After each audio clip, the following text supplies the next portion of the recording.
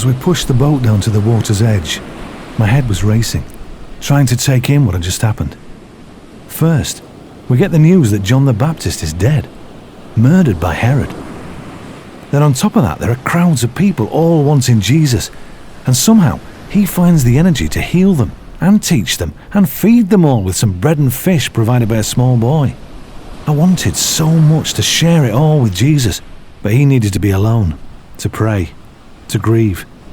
So he sent us off over the lake ahead of him. It was a lovely evening when we set off. Warm, balmy breezes. Perfect weather, really. It was a noisy boat, too. So much to talk about. We were talking so much that at first we didn't notice that the clouds were gathering. Darker and darker it became. And then that first rumble from the sky. The talking stopped. I've been a fisherman all my working life. I can normally predict the weather, but I didn't see this one coming. The wind seemed to come from nowhere. Then all of a sudden the waves were breaking over the front of the boat. We tried to bail out, but the boat was becoming swamped. The other side of the lake seemed so far away. Just trying to control the boat was taking all our energy. Time passed. It was now the early hours of the morning, and we just weren't getting anywhere. And then, there he was. The Lord. I couldn't believe it.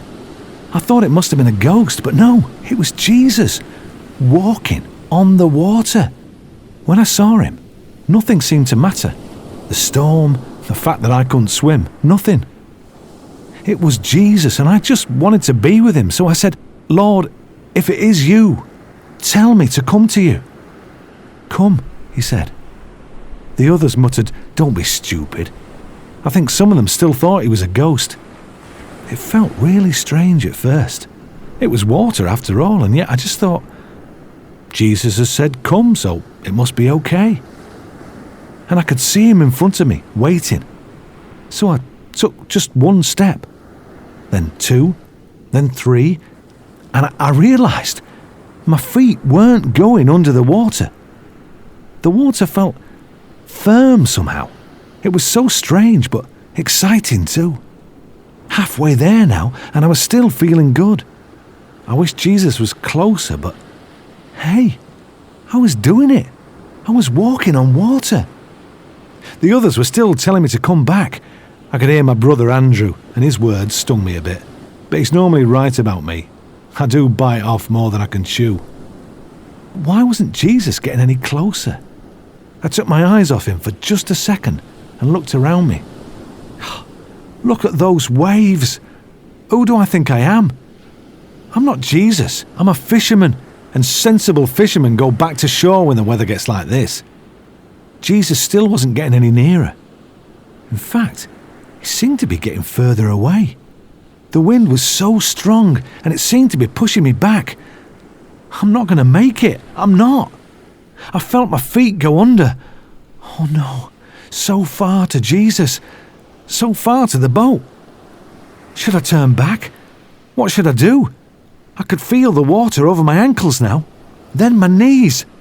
The cries of the others were getting louder. I was drowning. There was nothing I could do. "Lord, save me!" I cried. "Please save me!" I threw my hands up in desperation. And suddenly, there it was. His hand on mine. Strong, incredibly strong. It sent a pulse of power through my whole body. And I was up out of the water again. Jesus supported me back to the boat. The storm still raged, but it didn't matter. He was with me now. As we got to the boat, he asked me why I doubted. I was too tired to think about that, and feeling too much of a failure. Maybe later. Of course, as soon as we were back in the boat, the waves died down. Part of me wondered why he couldn't have done that a bit sooner. We did talk about it later. "You took your eyes off me," he said. "Never do that. I'm bigger than anything else you have to deal with." Of course, he's right. I've learnt that lesson the hard way, but I think I can safely say I'll never let him down again.